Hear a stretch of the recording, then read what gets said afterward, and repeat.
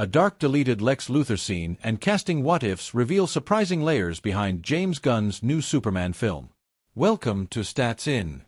If you're just joining us, please subscribe and don't forget to turn on notifications bell for more video. Superman is probably hopeful overall, but it almost got really dark with a deleted scene that showed just how ruthless Lex Luthor really is. In the movie, Superman is trapped and weakened, and he watches helplessly as Lex executes Malik Ali, a kind falafel vendor who had helped him earlier. Though the movie shows this only briefly and from a distance, originally, it was way more eerie and graphic. James Gunn has apparently revealed a deleted moment involving Lex Luthor, played by Nicholas Hoult, that ramps up the villain's cruelty to a shocking level. Even though Gunn's Superman may have shaped up the DCU's most hopeful chapter yet, it almost plunged into disturbingly dark territory with Hoult's scene. In the second act, after Superman, aka David Corenswet, turns himself in to save Krypto the dog, he's powerless to stop Luthor from executing Malik Ali. While Gunn originally shot the scene in far gorier detail, it turns out to be really dark. As Gunn himself admitted in a Happy Sad Confused podcast, "There's a really dark thing in there. Once I saw the movie, I'm like, this is too dark." Though the scene was toned down in the final cut, the hint of it still lingers, giving Hoult's Luthor an unnerving edge without even crossing into outright horror. And Burek, he's so funny. He lays down on his back and starts soaking up the blood. Then Nick looks over at Superman and says, "I'll see you tomorrow." Gunn even admitted that Nicholas Hoult's delivery was perfect, and that moment shows Lex's cold, controlling side in a way that's almost unrealistic and shocking. Furthermore, Gunn shared that the scene was cut early because it pushed things too far and wasn't included in test screenings. Even so, it's clear he wanted to show a darker, more complex a villain who's not just evil but ice-cold and calculating. What makes the scene so chilling is the twisted power play that follows. Zlatko Burek, who plays the Boravian president Vasil Gurkos, actually lies down on the floor to soak up Malik's blood. As Gunn shared. Moreover, Cooper wasn't the right fit for Lex, given his age. However, Gunn had plenty of praise for him. He said, "Bradley would have been a great Lex. Bradley's great at everything." Instead, Cooper took on the role of Jor-El, Superman's father, in a cameo that the creator said required someone with the stature of what we imagine that character being, comparing the legacy to Marlon Brando's original portrayal. Also, Gunn explained that casting Cooper as Jor-El worked better because another major revelation James Gunn shared was about the casting choices for Superman, and admitted that Bradley Cooper was actually considered for the role of Lex Luthor before Nicholas Hoult was cast.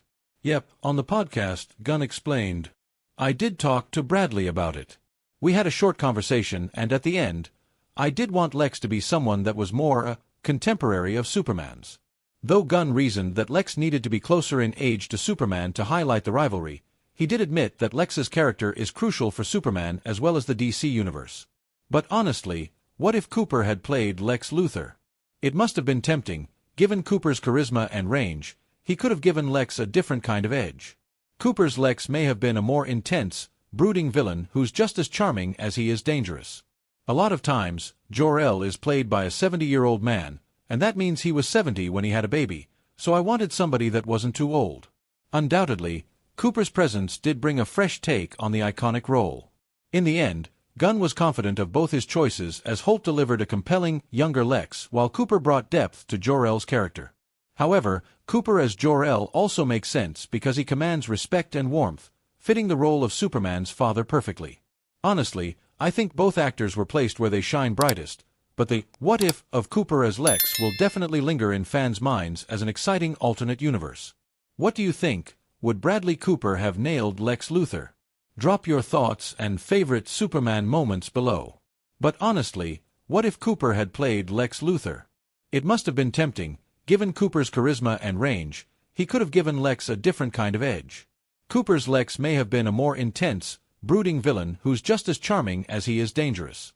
James Gunn has enough potential to follow through on the success of Superman, but the perfect sequel to the 2025 film already exists in animation. Welcome to Stats In. If you're just joining us, please subscribe and don't forget to turn on notifications bell for more video. In Superman, Unbound, a brash hero takes the center stage against Brainiac as the Man of Steel fights relentlessly to protect Krypton's capital city, Kandor, as well as Earth's metropolis. While Superman is famously renowned for his otherworldly righteousness and a just outlook on all things, xenomorphic or otherwise, Unbound brings out the bolder version of him, who is yet to turn sage and wise by time and experience. With a fair amount of politics and way too many ethical dilemmas to tread in the film, Superman, Unbound mimics the complexities of James Gunn's Superman. The conflict shown in Brainiac's instruction to explore and learn all that is knowable about the galaxy and his literal interpretation of the directive that causes him to destroy civilizations posits a moral yet dangerous dilemma, which can easily best the intensity of the Borovia versus Jaramper conflict. In a perfect world, the 2013 animated movie, Superman, Unbound, would be the perfect successor to James Gunn's DCU debut feature. The film has all the qualities and story elements suited to follow up Clark Kent's story from his early rise in Metropolis and fight against Lex Luthor and his clone, Ultraman. Unbound is upbeat, optimistic, full of hope for the future, has a deep-rooted connection to Krypton throughout the movie's arc rather than keeping it as a one-and-done forgotten backstory, and above all, boasts a villain formidable enough to single-handedly capture and beat Superman. If that alone does not make it a spiritual successor to the DCU Superman, then what else qualifies? In a perfect world, the 2013 animated movie, Superman, Unbound, would be the perfect successor to James Gunn's DCU debut feature. The film has all the qualities and story elements suited to follow up Clark Kent's story from his early rise in Metropolis and fight against Lex Luthor and his clone, Ultraman. Unbound is upbeat, optimistic, full of hope for the future, has a deep-rooted connection to Krypton throughout the movie's arc rather than keeping it as a one-and-done forgotten backstory, and above all, boasts a villain formidable enough to single-handedly capture and beat Superman. If that alone does not make it a spiritual successor to the DCU Superman, then what else qualifies? After much despair, doubt, and debate, James Gunn upturned the audience's expectations by delivering a near-perfect entree into the DCU with Superman. But the issue with swinging right out of the gate with nice reviews and great ratings is that Gunn is now expected to maintain the bar at a high and constant level throughout his run at DCU. Considering his previous show and tell at Marvel with the Guardians trilogy, Gunn has already earned the masses' trust. DC now trusts him to deliver a meaningful, impactful, driven, and emotional journey that can stand the test of time and cure superhero fatigue.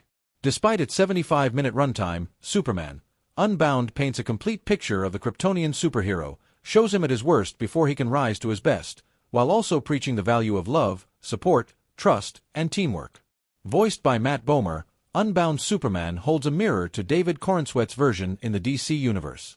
The film is rated 100% on Rotten Tomatoes and has grossed $3.5 million in domestic home video earnings, the numbers. All of this might be too much to ask of James Gunn, but the filmmaker has steadily laid out his plans for DCU Chapter 1, which is nothing short of dynamic, powerful, motivated, and glorious. His projects range all over the board, from a true detective-style